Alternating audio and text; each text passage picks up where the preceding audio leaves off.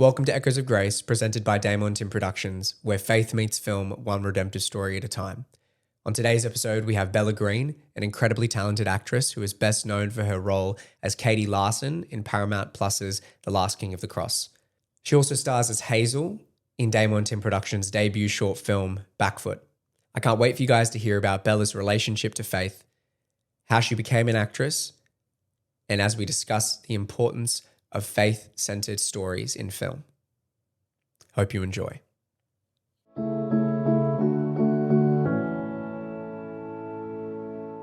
So you just came back from the UK. You were traveling with your husband. How was that actually living over there? I had a really, really good time this year. Yeah. I was fully committed. So I was there for 3.5 months or just about. And the UK summer was really good. Yeah, they switched it on for us. So previously I've spent some time in the UK and it's been pretty dreary. Lots of grey skies, lots of drizzle, particularly where we are because we're up quite north, so in Manchester. But yeah, this time we had beautiful weather, really, really great cricket. I watched a lot of cricket and Chris had an amazing season. So that Awesome. Yeah. So what team does he actually play for? So because I know he plays an Australian team. He plays here. in Australia as a local player. Okay. So he'll play for New South Wales, the Big Bash, which is like a common sort of game that families love to get around. And then when he goes overseas, he's always playing as an international player. So he was playing for county cricket. You're really testing my my knowledge here. But he was signed on for the season as an international player. So he was playing for Lancashire, which is, a team in Manchester. Amazing. Yeah. That's so fantastic. Yeah, because you said previously like you guys would spend 3 months apart from each other and then like he'd be over there for the season and then he'd come back and it would always like I would find that very difficult, especially with your partner and with your husband. Like that would be a bit of a challenge. It's tough. Yeah, the long distance hasn't been easy, but I think when we look back on it, because we've been together for 9 years, so we've done a lot of it. It's a sacrifice that was well worth making, particularly when I was younger and when he was younger, because we were both sort of forging out our careers. We had to do things apart, but obviously simultaneously. And I think now that we're a little bit more in the know with what's going on in life, we're married now, it just makes more sense to be together. Yeah, beautiful. Yeah. Beautiful. I totally agree with that. Being together is like the most important thing at the end of the day. That's of course. I don't know if you got to experience this on set because I don't know if you were how early either of the days you were on you came, but one of the things that I made a sort of intention to do as it was my set, to be able to gather everyone at the beginning of the day and pray. Now that's something I've wanted to sort of carry on into this more from a perspective of just setting an intention. So would you be comfortable with 100%. that? I'm definitely open to it. Beautiful. Dear Lord Heavenly Father, we glorify and praise you for this beautiful morning that you have blessed us with, Lord, for the wonderful and fruitful conversation that you already have planned for me and Bella to have. And I pray that it just elevates your name, and as we get to speak about the incredible gifts and talents that you've blessed her with and how she's using them in her life and the dreams that you've set on her heart, and being able to have her share her story and her relationship with faith, with religion, with all of it, Lord. And I pray that you just bring peace and calmness over this space. As I know for myself, I'm usually a little bit nervous before I do any of these. So, and I thank you for my wonderful sister being here as well to help and produce and do all of the behind the scenes stuff that makes this just a very simple process going forward. I pray all these wonderful things in your name. Amen. Look, I think it'd be lovely just to hear what your relationship with faith and religion and how that sort of impacted you over your life and where you're sitting with it now. For sure. Well, I didn't grow up in a religious household, but I did go to a school of the Uniting Church. All right. So I attended scripture, chapel was a weekly thing for me.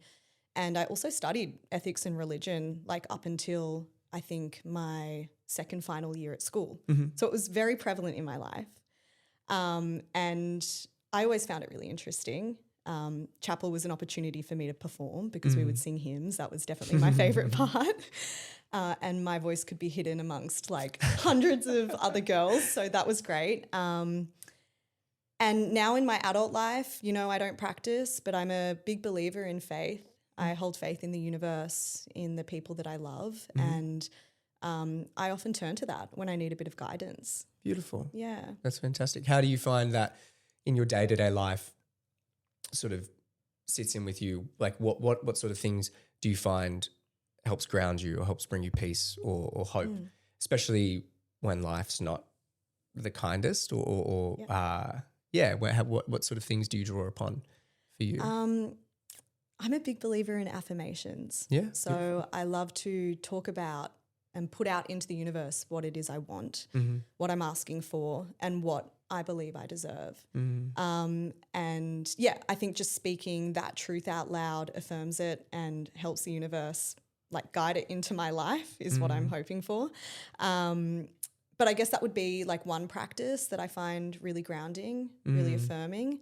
And it's sort of something that I've carried throughout my entire career as an actor as well. I've found it to be a wonderful tool when it comes to, calming nerves before an audition or reassuring that a rejection was perhaps the right thing to happen for me at that time. So yeah, I would say affirmations is one thing that I hold really close. Yeah, gorgeous. Yeah. What's the for you in your relationship with your career?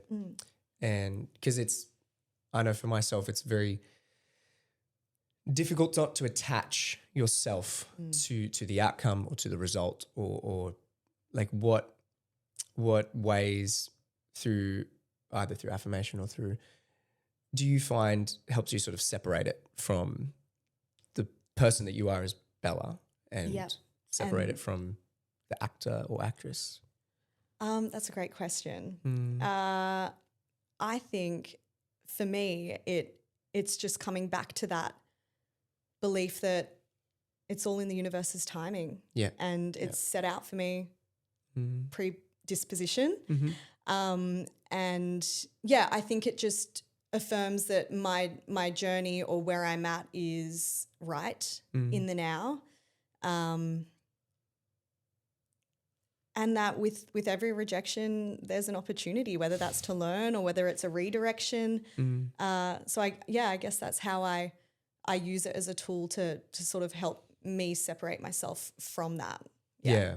No, that's great. Yeah. And I think it's a healthy mindset to have because I find with a lot of actors I meet and talk to, they have such a heavy attachment to the outcome. And look, I've been in the same. I'm not going to lie.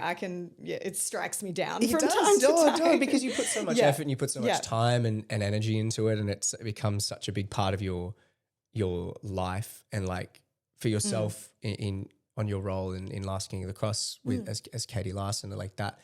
How was it finally sort of getting an opportunity to practice your craft to the fullest extent? Oh my gosh. Like on a, yeah. So good. Yeah. Best days. Like honestly, any job that I pick up or work in now just won't fulfill me as much as an acting job and being on set has, just being on set in general. Yeah.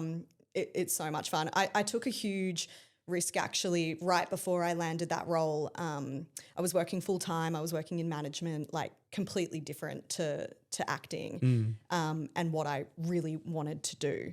And it was weighing me down. It sort of took away my spark, this role in particular, as a manager. And I was really lost myself.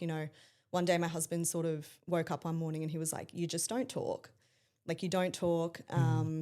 And yeah, I feel like you've lost yourself. Like, what's going on? And I just broke down and I was like, look, I'm not doing what my heart's set on. So I made the choice to leave the full-time work. It was a big financial sacrifice and a risk because I was sort of just stepping out into nothing, into unemployment. And it was a risk I was willing to take, and definitely one that paid off, because as soon as I started honouring what I really wanted in life and honouring my dream of being an actor and a creator, and as soon as I started speaking about that out loud and affirming that was what I was going to do, it came to me. Yeah. So it was a huge payoff, and I think it just made that reward of getting the role feel so much better. Yeah. And so I didn't take a single day on set for granted. I tried to be as present as possible. I tried to live in the moment.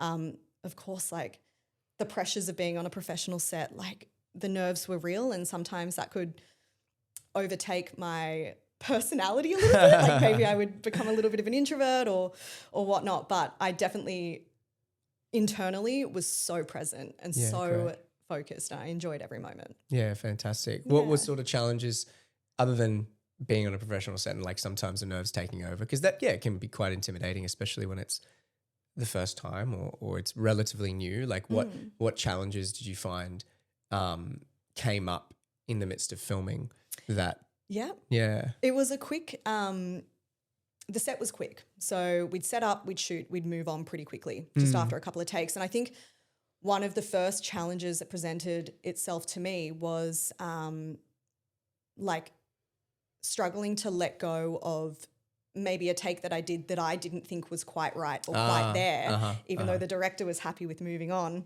I would like keep that on my shoulders. Yes. Do you get what I mean? Yeah. And it would sort of chew away at me. Like maybe I would drive home that day, take it with me through the weekend, and it wasn't until Monday that I would actually like decide, okay, no, like I need to let it go completely. So I learned very quickly that I needed like a little bit of a warm down routine, or like what they call like a third space or a third world between work and set and home, where I could completely just like get out of it, if that makes sense. And let it go. Yeah. And definitely. then as soon as I started doing that, it was like I was flying, you know?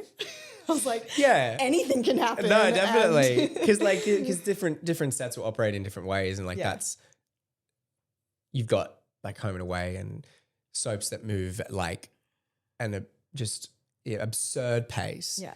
And I think that the pace that you sort of expressed with King of the Cross is good, but I agree, it is sometimes difficult to just let go. Yeah, for especially sure. when the directors like say, okay, we'll move on, it's done. Yeah, like, and up until then, you know, I was sort of living in a world where if I was doing a self-tape at home, I could do 100 takes if I wanted to until it was perfect. Yeah. I don't work well that way.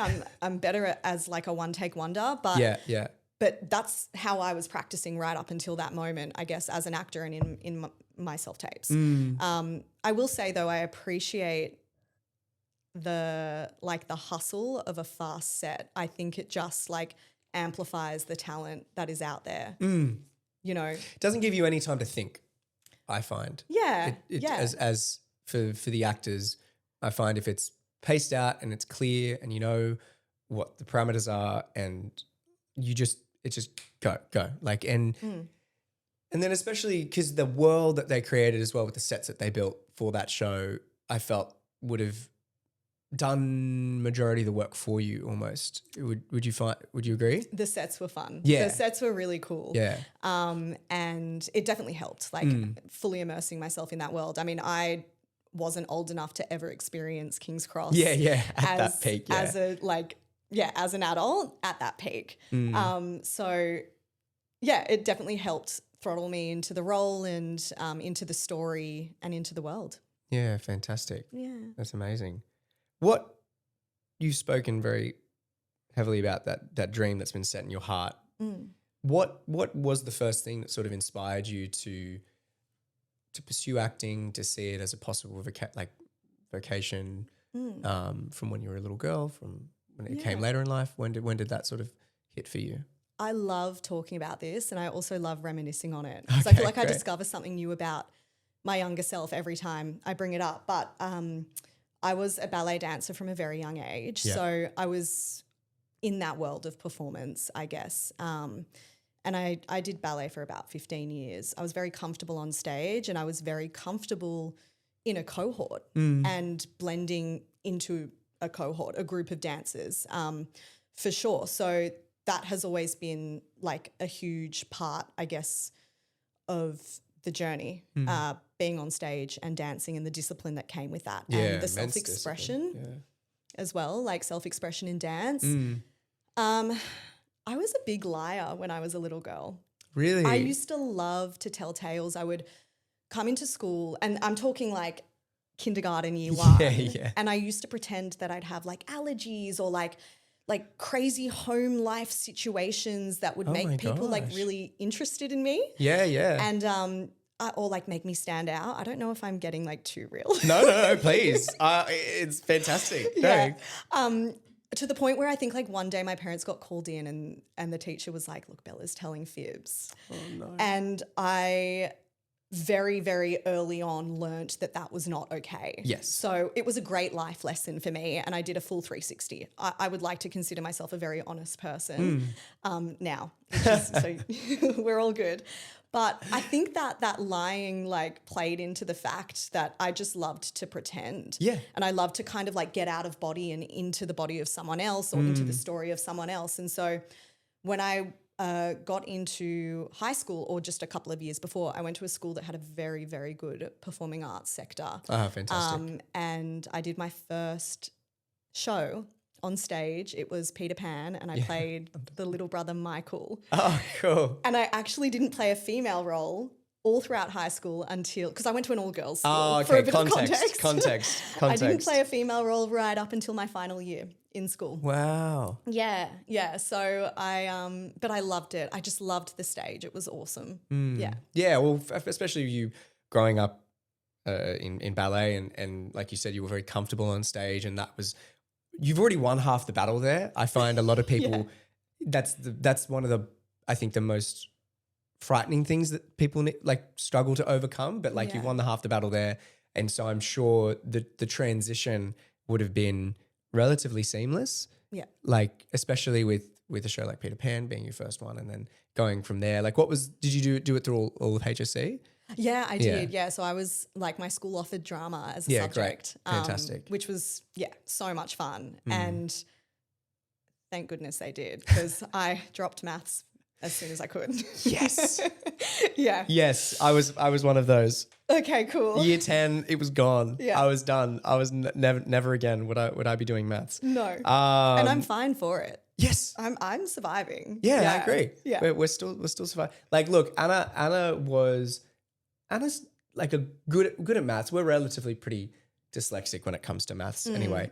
But numbers don't add up in my head. But what's funny is she's great at like financials or money. And so it's so counterintuitive. But yeah, look, I think just creatives in general, because we don't get taught any of that at school. We don't get taught how to handle money. We don't get taught how to look at accounts or financials or anything that's actually going to be useful in life. I would have taken that in school, but I wouldn't have taken trigonometry. Yeah, I'm going to apply that. I'm going to say that word and pretend I know what it is, but I have no idea. I have no idea. What trigonometry means, my gosh. Yeah, no, I don't see the application particularly for that, but it's good. Look, I think it's great that there are a number of schools. Like, even my school was a much more heavily like academic sort of centered school. Yeah. We still had a drama department, we still had a music department, and had those outlets, but like my cohort was made up of like 8 people in drama.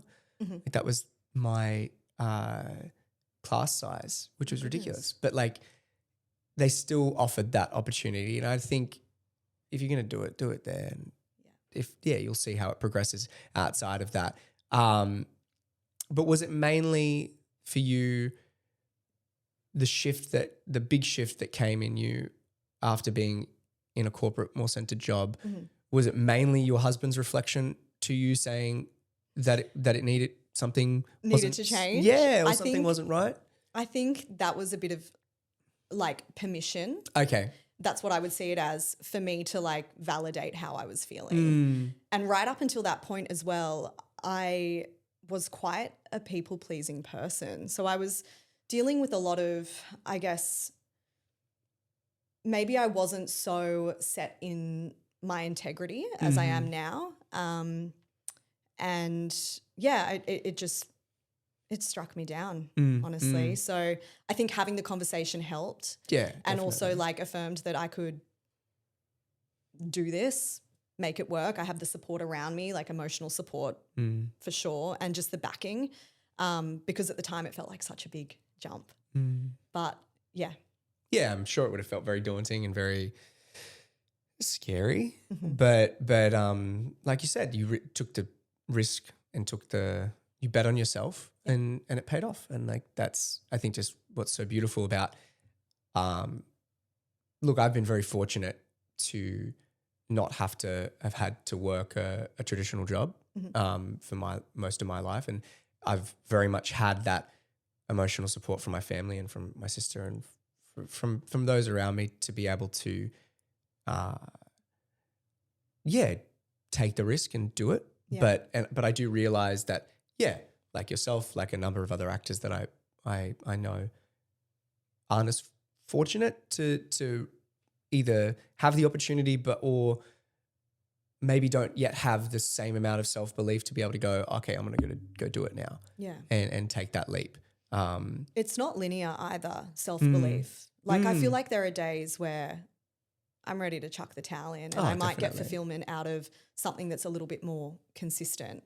And I'm sure you feel that as well. Yeah. And so, I agree. It's a daunting thing, but it's something you have to work on. And the more you permit it and the more you allow, I guess, the attempt or to go for it, I guess the more you do that, the more it comes to the surface and the more you're like, you're able to hold it with you, that self-belief. Yeah. What is it? Because we were talking about it at the beginning.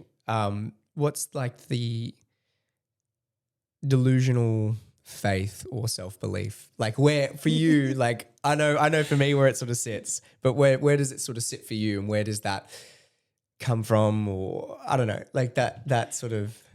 I think we all have to have like a level of delusional hope to be doing this. Yeah. And I think it's a wonderful thing. You know what? I actually don't consider myself as delusional until I'm like trying to soundproof the windows of my apartment so that people don't hear me like scream and cry in a self-tape. I feel really bad for my neighbors. And at that point I'm like, okay, this is nuts. Like this is crazy. I've done hundreds of these this year and it's like equated to nothing. I think those are the little moments that like get me where I'm like, oh, what is this dream?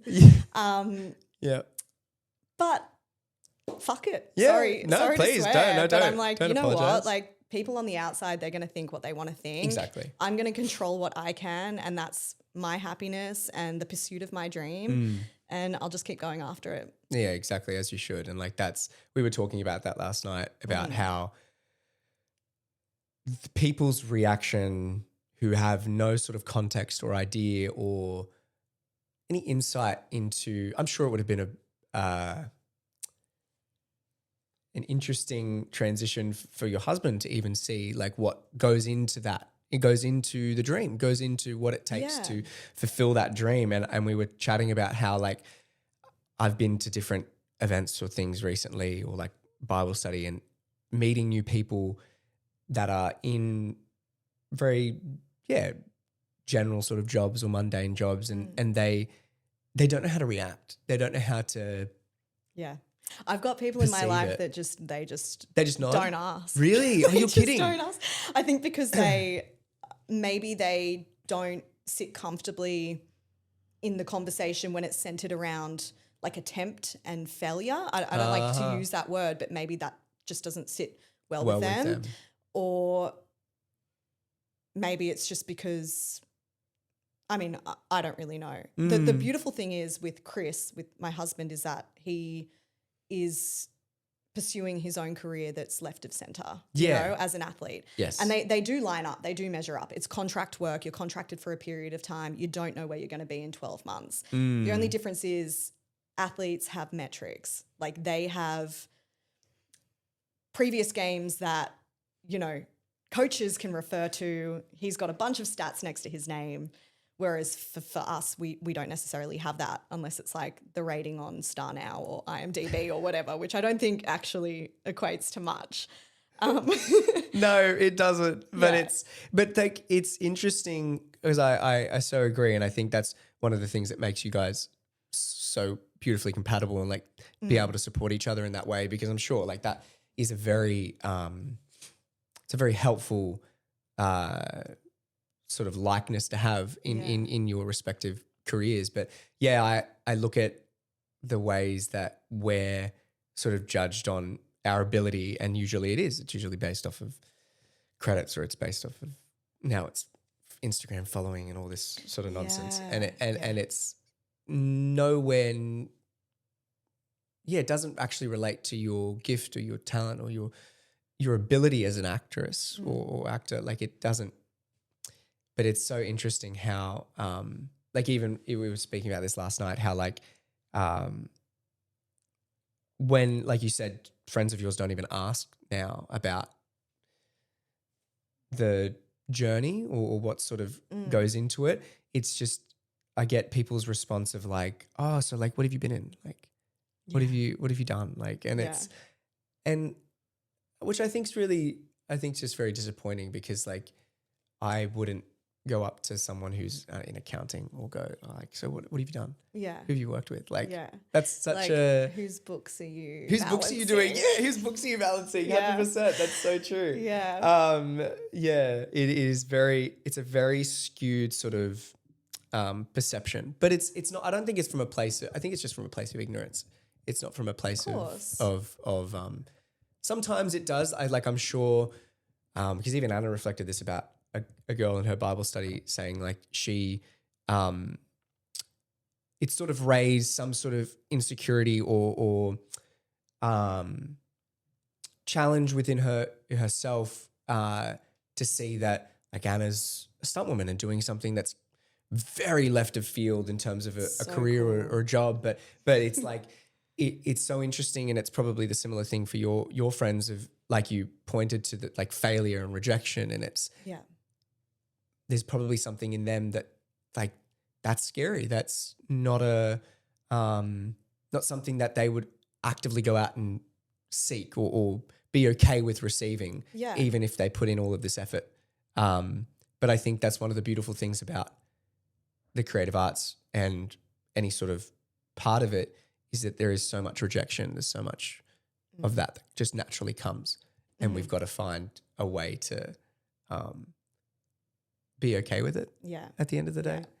And measure it and talk about it. Yep. I feel like people don't, or, the friends that might not necessarily ask too much about it, they can't quite grasp onto the idea of like the hours of work that gets put into an audition when there's no real return. So it's just little things like that where I just don't think they 100% understand it. The best way I can describe it is like going for 100 job interviews and still not finding the right one. That's what it is essentially. So, That's a very good way to look at it, actually. That's a very, very... It is, like my dad looks at it and says, because he comes from a sales background as well, and he says, you're selling yourself almost. And it is, you're putting yourself out there and putting yourself forward and going, here's me and what I would do with it, and take it or leave it. Like that's the fun sort of balance that comes from it. Leading off of that, with BACKFOOT, you were suggested you were put forward through Alison and Steph at Chicken and Chips. Yep. But then you were also sort of further suggested by Ben. You were. This is a first? This is a first. Oh, you didn't know this. Oh, good. No. Because he's one of the executive producers on the film and had a big sort of hand in developing the story, which is such a blessing. But he just sort of made it as a sort of it was a passing comment, I think, in one of our sessions. And he said, why don't you like have a look at Bella again for it? And I was like, no, I think you're really, really right on that. And so then getting you to put the scene down, it was so cool seeing, like, I remember when you sent through that audition, and it was, I was blown away because you captured everything that I saw, even in the text.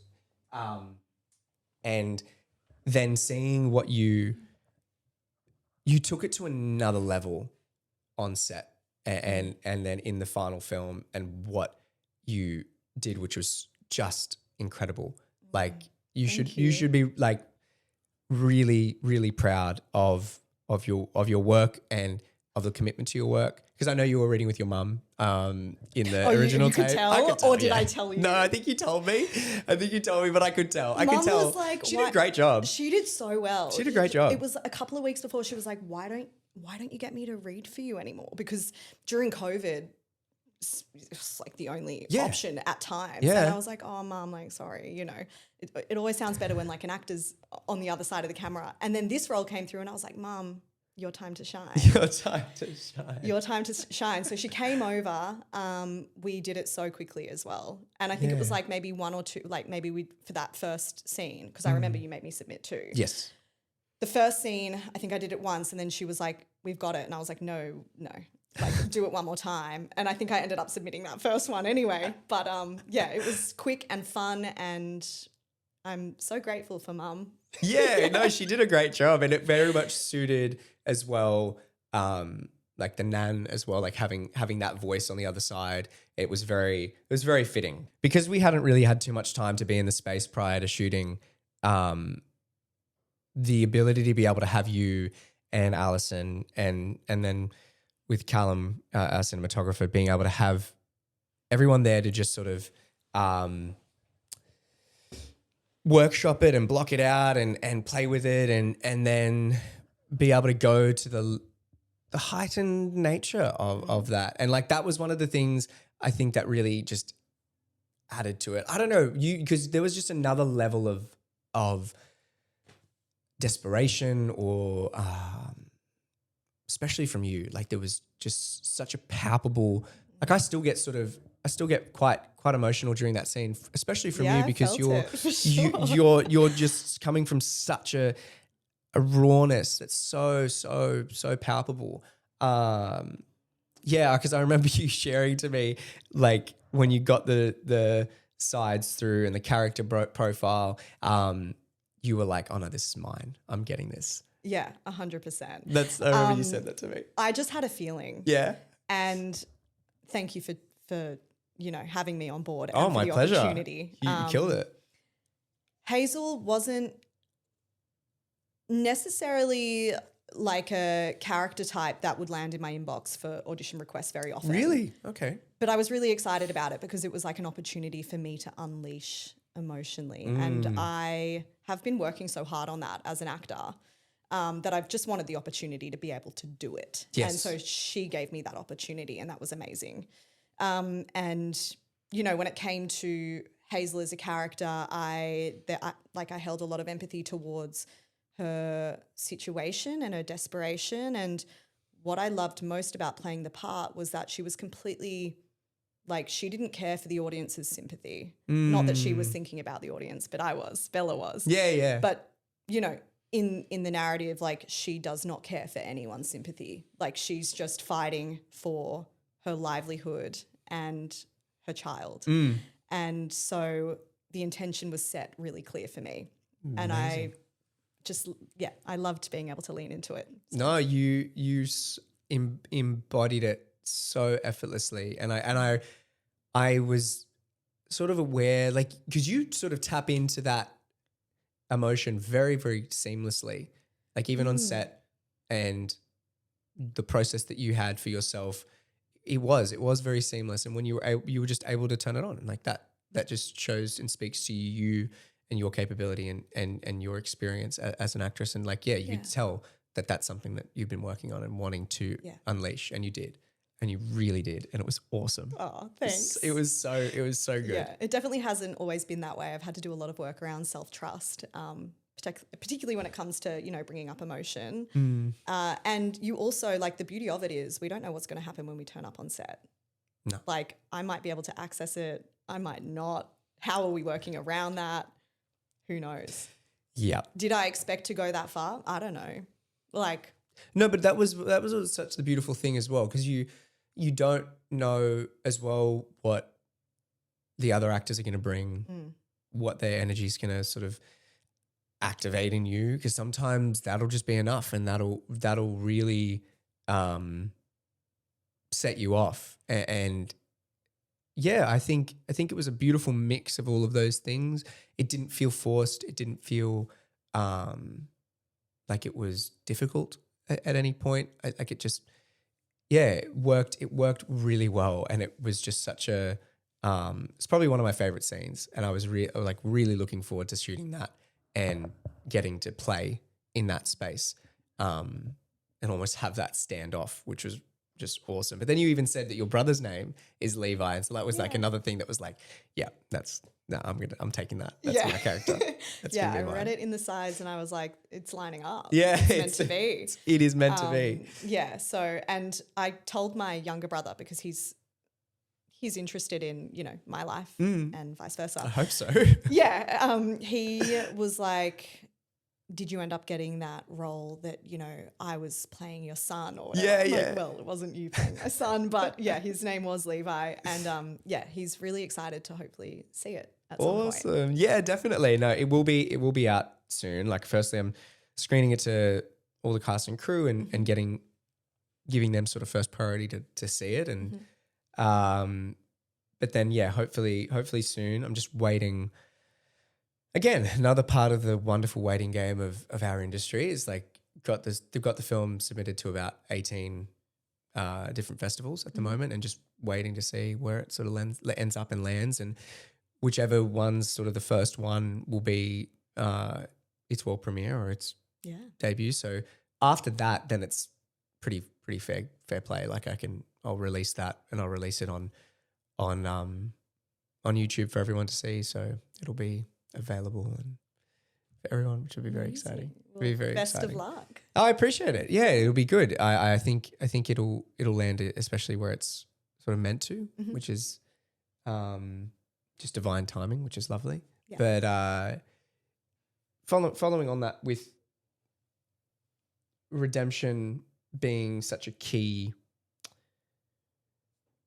especially for your character, being such a key sort of theme present in the film, why do you think people in life, on film, deserve or are worthy of redemption to some extent, especially from the extent of your character with everything that she's been through, everything that she's done? Like, how do you find that sort of sits in life? I'm a big believer in second chances. Beautiful. And I also love the idea of people being able to wake up one morning and decide that they want to see change in themselves and going after that. And so I think redemption it's part of life. Yeah. Like, everyone at some point in their lives are going to have to go through that road of redemption, whether it's minor or major, and it's part of growth. Yep. And if we understand wrongdoings in the past that we're now wanting to leave behind and turn into good, that's how the world becomes a better place.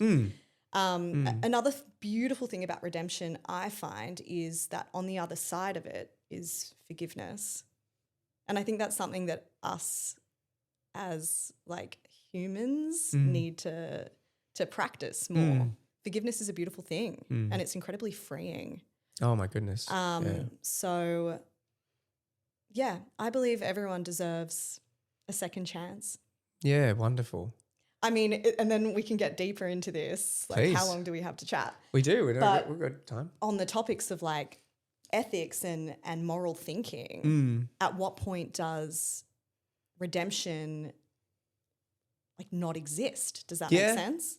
Yeah, look, I think because the perspective that I took from it was very, very scripturally based and coming from the perspective of the prodigal son and challenging that exact sort of question of like, when is it you're sort of non-redeemable or in some way? And it's like,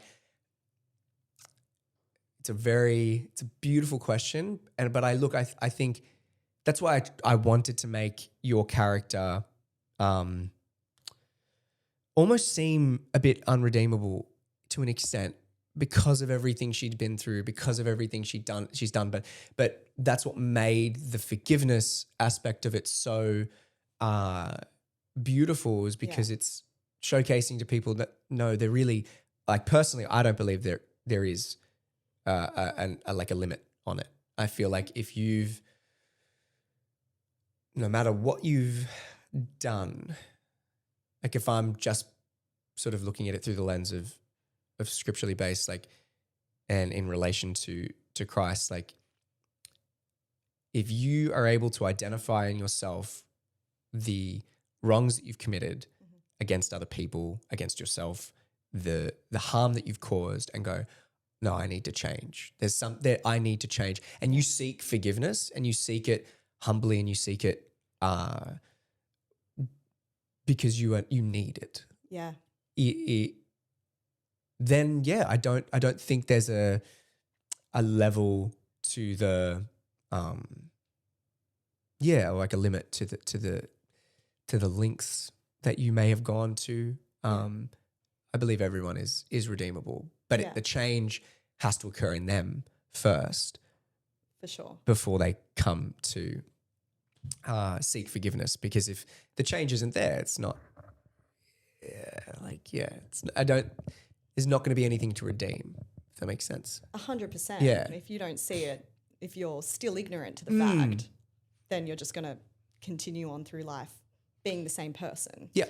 I've just had like a major flashback. Oh my gosh, please. And circling back to studying ethics and religion in school. Yeah. Have you seen the movie Dead Man Walking? It's got Sean Penn in it.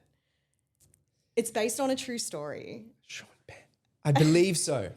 Yes. Yeah. He plays like this unrelenting, racist murderer who's on death row. Oh, wow. Okay. And I remember we were studying it because it was that question around redemption, the value of a life that has taken other lives, sort of thing.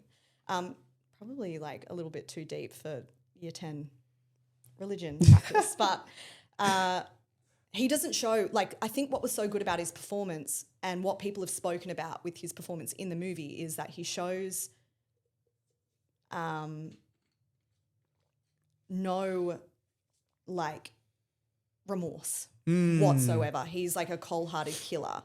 And I was talking about this with my character Hazel earlier, but he really does play that I don't need sympathy. Like, from the audience, I don't care like how people are going to perceive this character. This is who he plays. There's a little bit of a tangent, but no, it's not at all. I feel like it's a really good movie when it comes to talking about redemption and whether we're all worthy of it, which I do believe we are, as long as a change is sparked within us. Yeah, definitely. No, not to bring murder into the chat, but you know. No, but like it is sort of to that degree or that like level, because that's, I think with faith, with belief, to have faith or in a higher power or divinity or God, to know that, I think what's beautiful particularly about the Christian faith is that to know that no matter what you've done, if you, like I said, are able to humbly sort of recognize the pain and heartache you've caused to others or yourself and the wrongs you've done, and you recognize that, and like you said, make that change in you, then I don't believe there should be any reason for someone like in Sean Penn in that film to to be able to come back and go, he seeks forgiveness. Yeah. Like, because if we're looking at it from a on like a level playing field, because that's how in the Bible, that's how sin is valued. It's valued on the same level.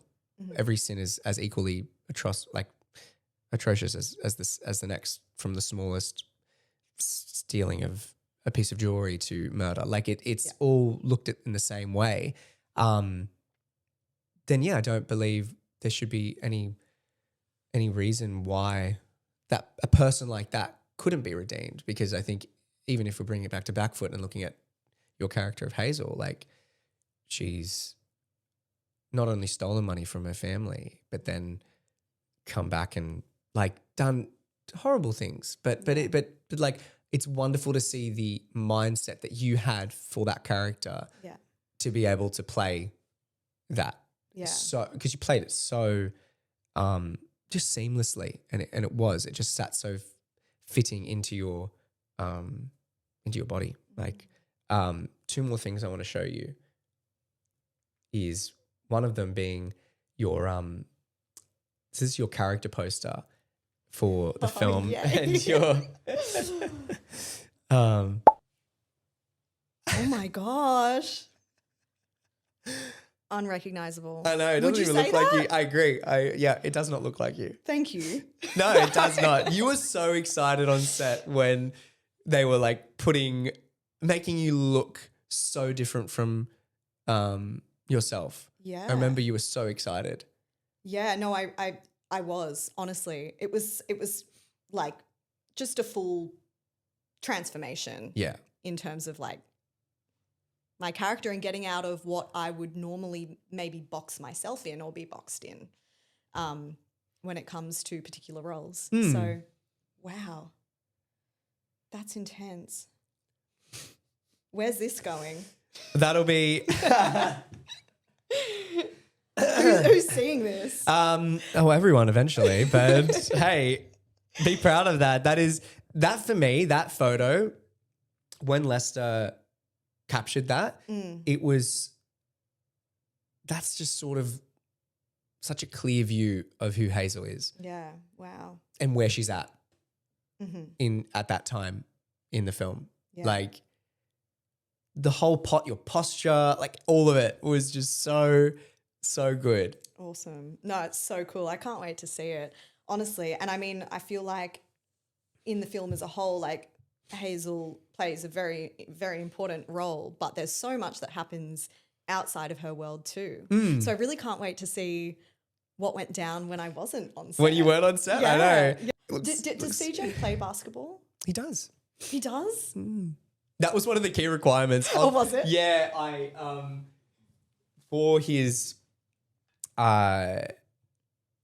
for his audition. Yeah, laugh at this, please, because it was ridiculous. He sent me. All I asked for was, okay, I need to see if he can play basketball. So what he did is imagine he's got his car. Yeah. He's put his phone in like portrait mode in his like glove box, I think, or like his little like drink holder. And then he's shooting through the car. So like through the windscreen? No, this way. So like the outside the driver door. The door. And he's standing outside the driver door, and he sends me this video of him just dribbling the basketball. It was the most like I could not care less. Super nonchalant. It was the most nonchalant like tape I've ever received. I was a little bit annoyed when I got it. Really? I was like, you got to be kidding me, man. Like shoot a hoop. Like just do something. Do a like, 3-pointer, something. Give me something. Yeah. But yeah, it was quite funny. You know what I like about that? What's that? Like he has nothing to prove. He doesn't. He can play. Yeah, exactly. He can play. And I think like if you can dribble, or you can just like, if you have the coordination in your body to like bounce a ball between your legs. He did it. Oh, look, he did the work. Like I got him to do a couple of sessions with like our basketball coordinator prior to the shoot, just to get him a bit more acclimated to what we were doing, because of how I wanted it to be shot and seen on screen, as I wanted it to be in camera. I didn't want it to be like what majority of sports films are. They'll have the actor hitting it and then they'll cut away, or they'll have the actor shooting, or they'll cut it and then they'll cut away to the basket and you'll see it go in. And I'm like, they didn't make that. They didn't actually do that. Like that's one of the things that Let's see that shot in wide, please. Yeah, exactly. Yeah. And that's one of the key things I was really wanting, and so why it was so important. But look, if anything, what CJ did was such a like confirmation of like, yeah, okay, he's exactly who I need to play this role, because he was so, it was so cocky. It was so like nothing to prove, but it was so good. It was great. It was Honest great. question, because it's my podcast now. Please. Who is better, Damian or CJ on the court? Did you feel challenged? Because I know you're a very good basketball player. Look, if I'm going to be fully honest, I didn't not fully like. Look, he's 6'4", 6'5", so he's very huge. But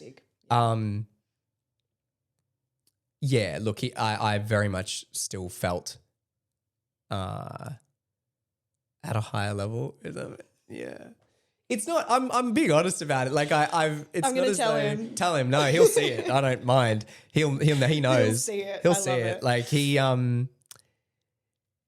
look, because his background. It's not like he played it professionally or anything. Like I in comparison, like I've played over in the US. I've played it at a quite a high level, and then even leading up to the film, I made it a goal of mine to be at peak shape and peak performance, because that's what I'm showcasing in the film. I'm showcasing this 17-year-old kid, and you look at 15-year-old kids in the US at the moment, and they're just absolute machines and monsters at how dedicated they are to a dream like that. And so to feel realistic, like for me as an audience member watching that, I was like, no, I need to have it be as real as possible. But yeah, that's last question. Yeah. While we're got 2 minutes to spare.